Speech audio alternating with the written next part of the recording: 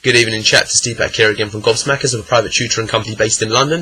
If you're looking for any kind of tuition or educational advice or any advice whatsoever, feel free to get in touch. Contact details are below. It doesn't matter where in the world you're from, Facebook, Twitter, Skype, phone calls, etc. You get it. Just get in touch.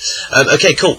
This evening, well, you might have noticed actually that this is almost identical in proximity and background to yesterday's video. I'm actually recording 3 videos in the same day. I confess I made a commitment to record a video per day. Sometimes I have slipped. In this instance, I was away in Italy, but now I'm back and I'm making up for those lost days with 3 videos in one day.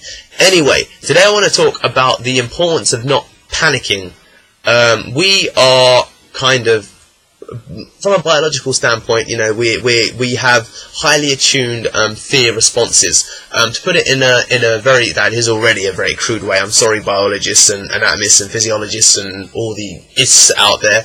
But it's almost like the Spider-Man sixth sense, in that we're very, very, very aware and become very irrational when it involves any kind of danger. So if you think that, you know, you're not going to meet an essay deadline, then you start panicking, you might hyperventilate, you suffer the fight or flight response, you become unfocused, uncoordinated, and lots of other various symptoms give rise, you know.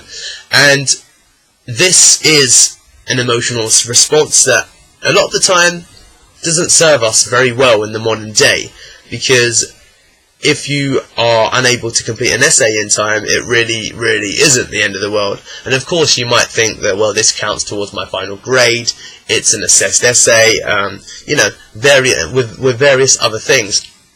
But the point here is that there's always a logical way to resolve the issue, and it never really is that bad. And developing that clear-mindedness will really allow you to focus on the task at hand, and it's a trait that's been found to be consistent amongst, you know, many top athletes, that they don't get fazed by big game and big pressure moments. They have the ability to kind of separate their emotions from their actual performance, and thereby perform at the highest, utmost level, regardless of the context and the situation and all the situational variables at play. You should really apply that to your education. It will only help you, and also perhaps to life. So when you have that feeling of fear, where something surges and rises in your chest, where your heart starts to beat a little faster, when you sense you have a dry mouth, master your emotions.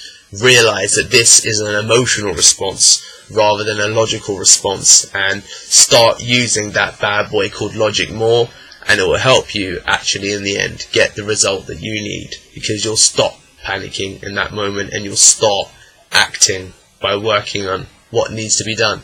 Thanks, guys.